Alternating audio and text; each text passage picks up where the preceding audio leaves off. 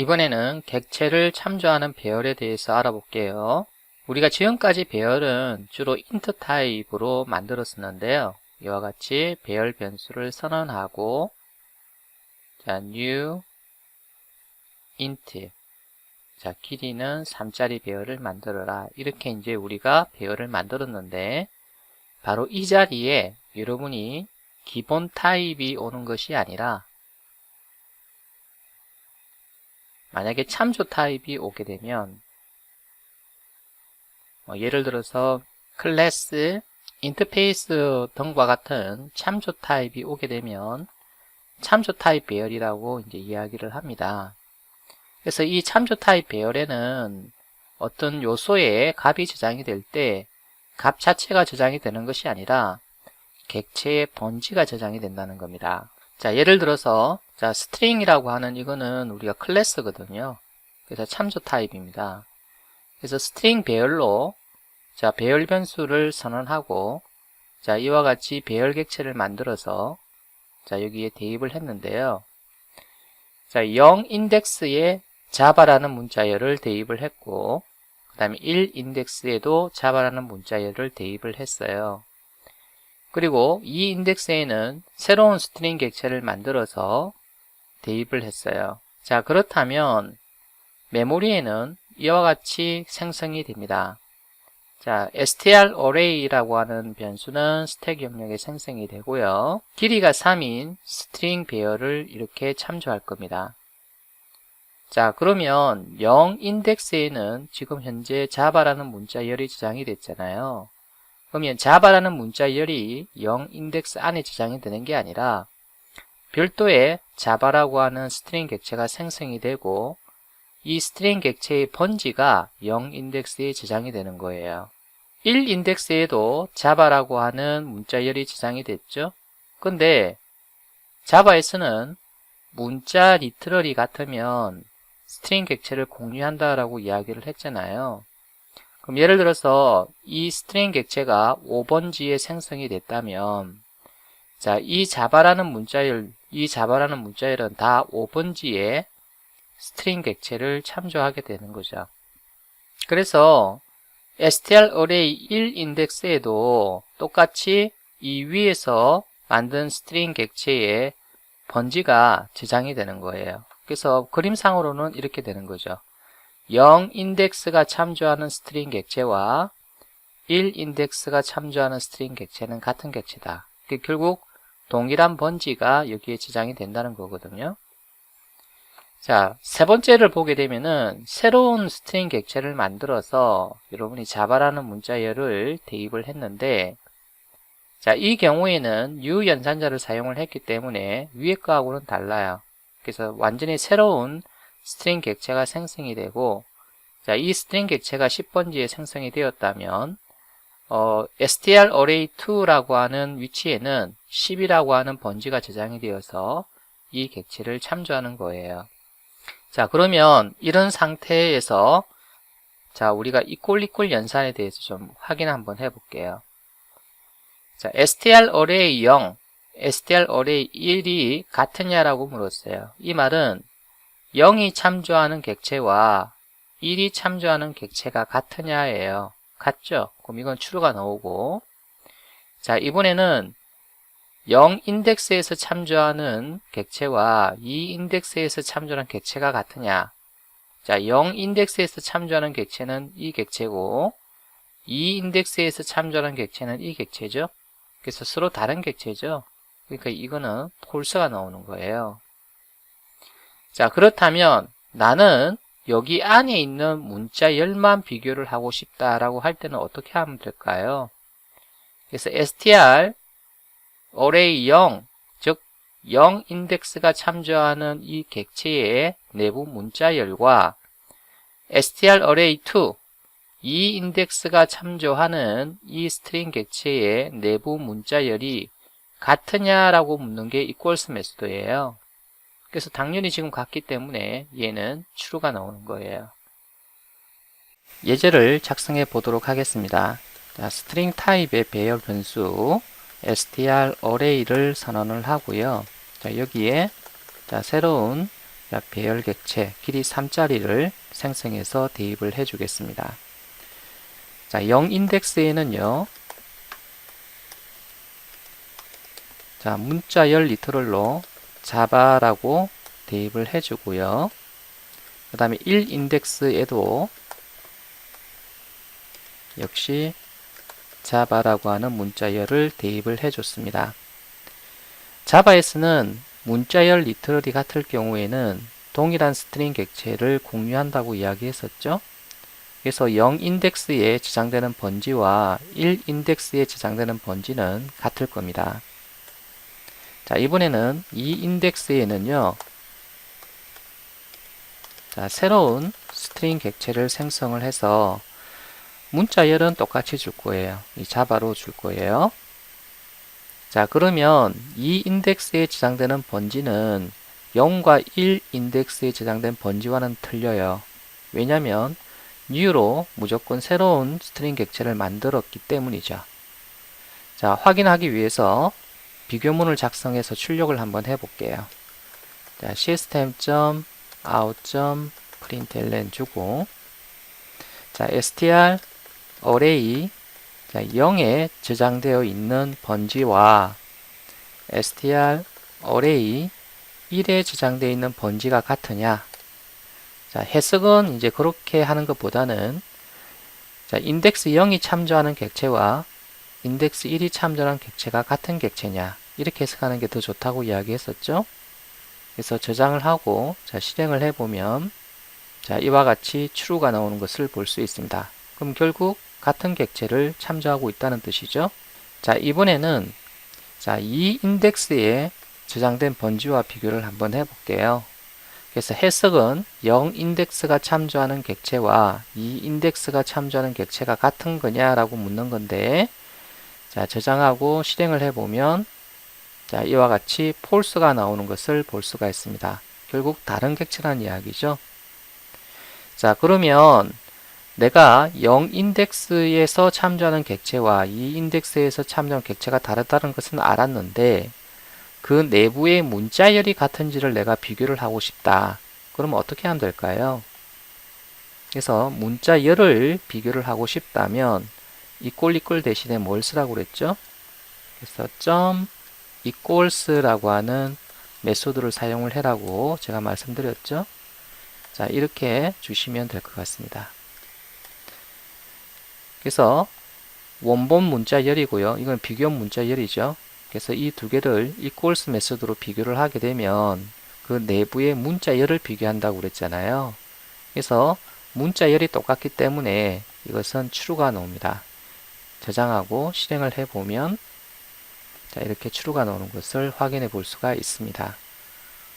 이번에는 배열 복사에 대해서 알아보겠습니다. 자, 배열 복사는 기존의 배열을 복사해서 새로운 배열을 만드는 것을 말하는데요.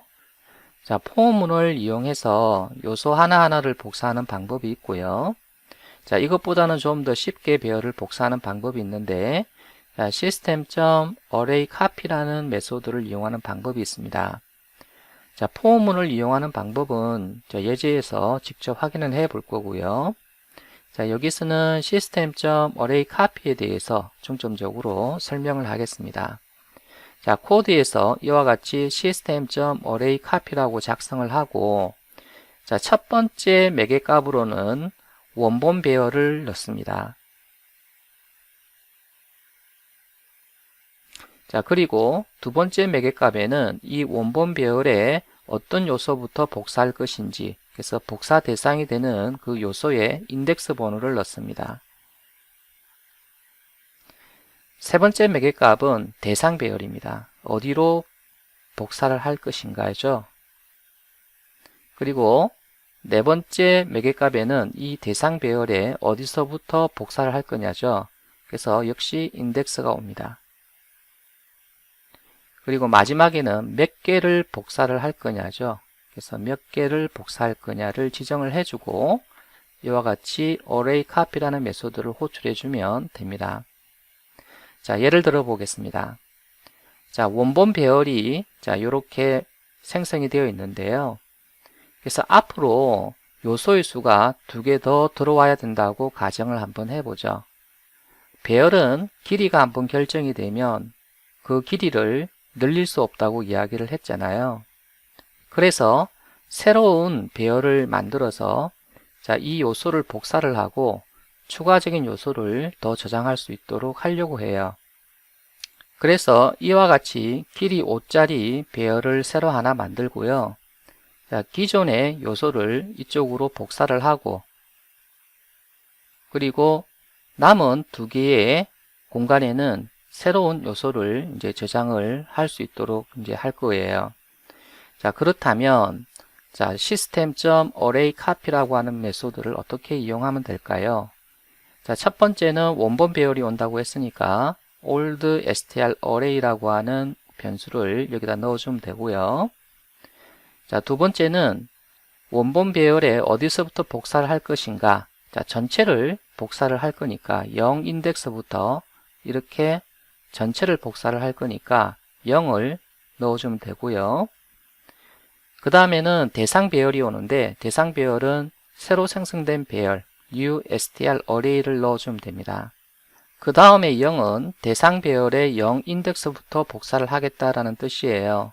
그림을 보면서 이해를 해 볼게요. old str array는 이와 같이 어떤 값이 3개가 들어가 있었는데 이 값을 새로운 배열의 0 인덱스에 이렇게 넣고 복사를 하고 싶다. 그러면은 0 인덱스부터 복사가 되니까 여기 0이 오는 거예요. 그래서 원본 배열의 0 인덱스가 0 인덱스로 1 인덱스가 1 인덱스로 2 인덱스가 2 인덱스로 이렇게 복사가 되려면 여기에 0, 여기에 0이 오면 돼요. 그 다음에 몇 개를 복사할 것인가가 오면 되는데 지금 하나, 둘, 3개를 복사할 거잖아요. 그래서 원본 배열의 길이만큼 복사를 하겠다 이렇게 주면 돼요. 이 값은 3이죠. 이렇게 됐을 경우에 실질적으로 여러분이 복사는 이렇게 이루어지는데요. 지금 스트링 배열로 만들어져 있기 때문에 스트링은 참조 타입이잖아요. 그래서 원본 배열에서 실제로 저장되어 있는 것은 바로 스트링 객체의 번지가 이렇게 저장이 되어서 이 객체를 참조하도록 되어 있을 거예요. 그래서 이거를 복사를 해서 새로운 배열로 만들게 되면 이 새로운 배열의 0 인덱스에는 역시 기존의 배열, 즉 원본 배열에서의 번지가 그대로 복사되어서 저장이 되었기 때문에 이 번지는 기존의 0 인덱스에서 참조하던 객체와 동일한 객체를 참조하게 돼요. 그래서 1번도 마찬가지고 2번도 마찬가지입니다. 그래서 원본 배열이 참조하고 있는 이 객체는 변함이 없죠. 이 변함이 없고 단지 새로운 배열에 번지가 복사되어서 저장이 된 것 뿐이에요. 그 다음에 이제 남은 2개의 공간에는 기본값, 널값으로 들어가 있는데요. 그래서 앞으로 추가적으로 여기에 다른 문자열을 저장을 할 수가 있겠죠. 그래서 이와 같이 간단하게 system.array copy라는 메소드로 쉽게 배열을 복사를 할 수가 있습니다. 예제를 작성해 보겠습니다. 먼저 포문을 이용을 해서 배열을 복사를 하도록 해보죠. 먼저 int 타입의 배열 변수 old int array라고 하는 변수를 선언하고요. 여기에 값목록으로 배열을 이렇게 생성해 주었습니다.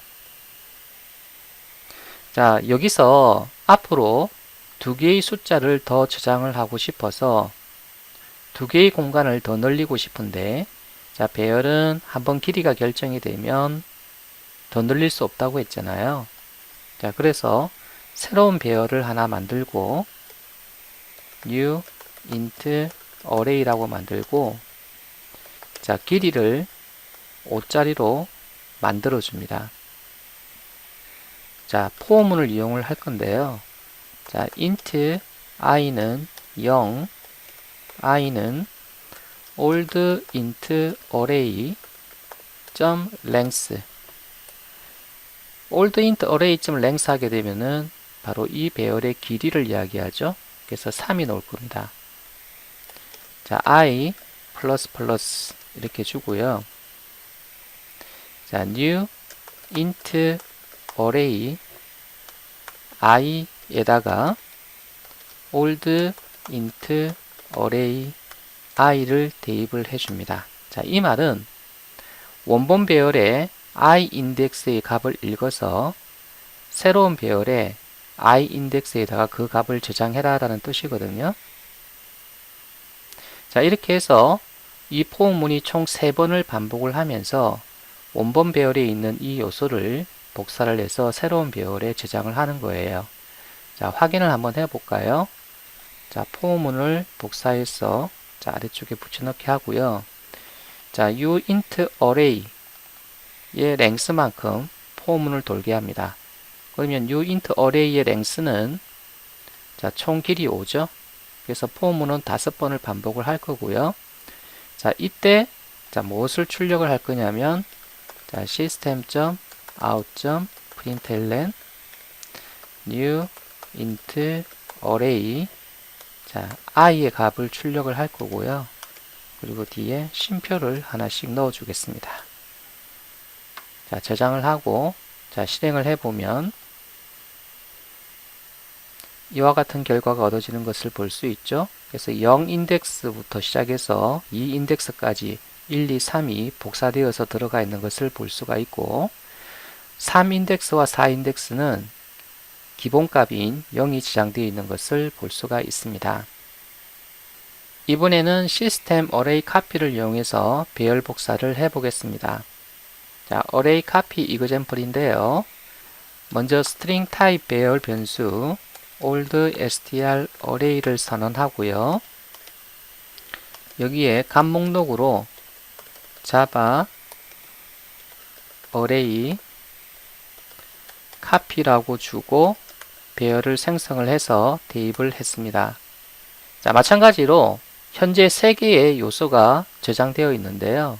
앞으로 2개의 스트링 문자열이 추가될 수 있다고 생각이 들어서 기존에 있는 이 요소를 복사를 해서 새로운 길이 5짜리 배열을 만들려고 해요. 그러면 스트링 타입 배열 변수를 하나 새로 이렇게 선언을 하고 자, 길이 5짜리 스트링 배열을 만들어서 대입을 해줍니다.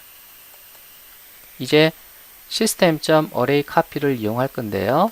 자, system.array copy라는 메소드를 호출을 하는데 자, 첫 번째는 원본 배열, 즉 old str array를 넣어주면 되고요. 자, 두 번째는 여기서부터 복사할 거잖아요. 그래서 0 인덱스부터 복사를 할 거니까 0을 넣어주면 되고요. 자, 그 다음에 어디로 복사할 것이냐? 여기로 복사할 거잖아요. 그래서 new str array를 넣어주고 자, new str array에 어디서부터 복사할 거냐? 0 인덱스부터 복사를 할 거니까 0을 넣어주면 되고요. 자, 몇 개를 복사할 거냐? 자, 하나, 둘, 세 개를 복사할 거잖아요. 그래서 원본 배열의 길이만큼 복사를 할 거니까 old str array.length라고 넣어줍니다. 자, 확인을 하기 위해서 자, 포문을 자, 하나 작성해 볼게요. 그래서 int i는 0, i는 new str array length i++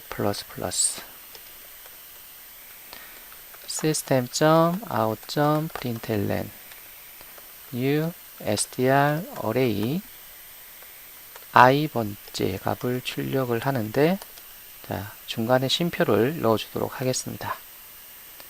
자, 저장을 하고 자, 실행을 해보면 자, 이와 같이 0 인덱스부터 2 인덱스까지 복사가 잘 된 것을 볼 수 있죠. 그리고 3 인덱스와 4 인덱스는 기본값인 null이 들어가 있는 것을 볼 수가 있습니다. 이번에는 향상된 포문에 대해서 알아보겠습니다. 향상된 포문은 기존의 포문을 좀 더 간결하게 해서 배열을 쉽게 처리할 수 있도록 만든 포문인데요. 그래서 배열이나 앞으로 배울 컬렉션을 좀 더 쉽게 처리할 목적으로 만들어진 문이라고 생각하시면 될 것 같습니다. 그래서 향상된 포문에는 어떤 루프 카운트 변수 또는 정감식을 사용하지 않는데요.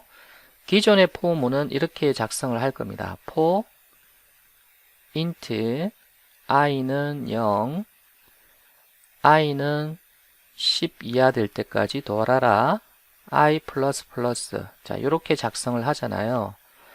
이때 루프 카운트 변수라는 것은 바로 이 변수 i를 이야기를 합니다.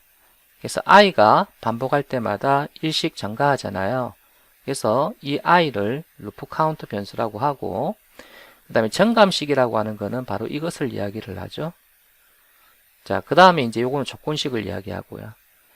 그런데 향상된 포문은 이러한 초기화식이라든지 조건식 또는 정감식이 필요 없다는 거죠. 자, 한번 볼까요? 향상된 포문의 작성 방법을 보여주고 있는데요. 자, for라고 하는 키워드를 붙여주고, 자, 괄호를 열고 닫고, 자, 이 속에 자, 변수를 하나 선언을 하고요. 그 다음에 콜론을 작성하고 배열을 줍니다. 그럼 이 속에 어떤 초기화식이라든지 조건식, 정감식 뭐 이런 것들이 없죠. 그냥 변수가 선언되고 콜론, 그 다음에 배열이 왔죠. 자, 그리고 중괄호를 열고 중괄호를 닫았어요. 그럼 이 포문이 어떻게 동작을 하느냐면요. 일단 배열에 들어가 있는 요소를 하나씩 이 변수에 대입을 해줘요. 그럼 첫 번째 0 인덱스의 요소를 여기다 대입을 하고 실행을 해요. 그리고 반복을 해서 다시 1 인덱스의 요소를 다시 여기에 저장을 하고 또 실행을 해요. 이와 같은 식으로 배열의 요소를 하나씩 이 변수에 대입을 해서 이 실행문에서 이 변수를 사용할 수 있도록 해주는 거예요. 그러다가 이 배열의 마지막 요소가 대입이 되고 실행하고 나서는 더 이상 가져올 요소가 없을 경우에는 이와 같이 포문을 빠져나가는 거예요. 자, 코드를 한번 볼까요? 자, 이와 같이 요소가 하나, 둘, 셋, 넷, 5개가 저장되어 있는 배열을 하나 생성을 해서 scores.라고 하는 변수에 대입을 했어요.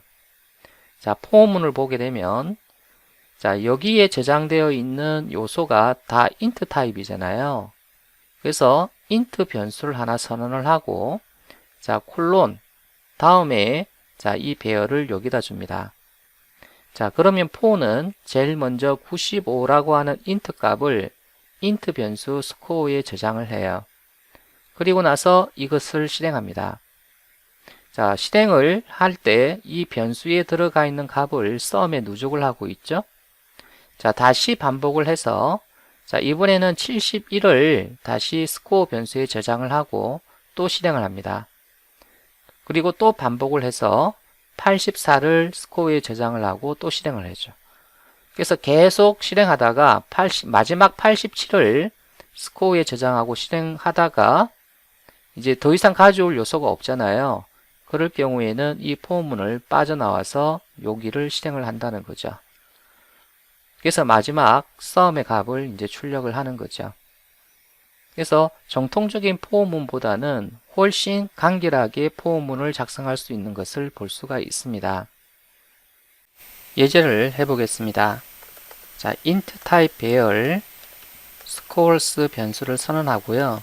자, 여기에 값의 목록으로 95, 71, 84, 93, 87을 자, 주고 배열을 생성을 했습니다. 배열 요소에 합을 저장할 sum 변수를 선언하고요. 0으로 초기화를 했습니다. 그리고 포문으로 자, int score 변수를 선언하고 자, 콜론을 찍고 scores라고 하는 배열 변수를 줍니다. 자, 왜 int 타입으로 변수를 선언했느냐? 이제 그 이유는 배열이 int 타입이잖아요.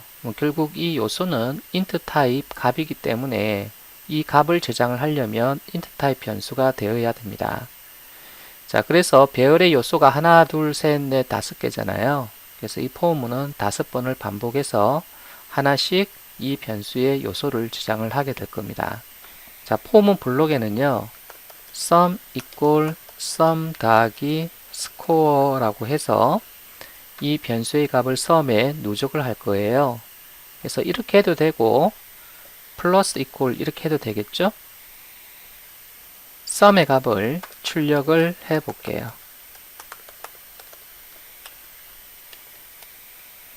점수 총합이라고 주고요. 자, 여기에 썸의 값을 주겠습니다. 자, 저장을 하고 자, 실행을 해보면 이와 같이 점수 총합이 출력되는 것을 볼 수가 있습니다. 이번에는 평균을 구해볼까요? 더블 AVG는 자, 일단 썸을 실수로 변환하고요. 자, 그 다음에 요소 수를 여기다 넣어주는데 자, scores.length라고 넣어주겠습니다. 자, system.out.println 점수 평균 해서 AVG를 출력을 해 보겠습니다. 자, 이렇게 86.0이 나왔군요. 여기서 더블 타입으로 썸을 변환한 이유는 자바에서는 정수 나누기 정수하게 되면은 결과가 정수가 나오잖아요. 그래서 평균을 실수로 만들어주기 위해서 이렇게 썸을 실수로 변환해서 나눗셈을 수행을 했어요. 키워드로 끝내는 핵심 포인트로 정리를 하겠습니다.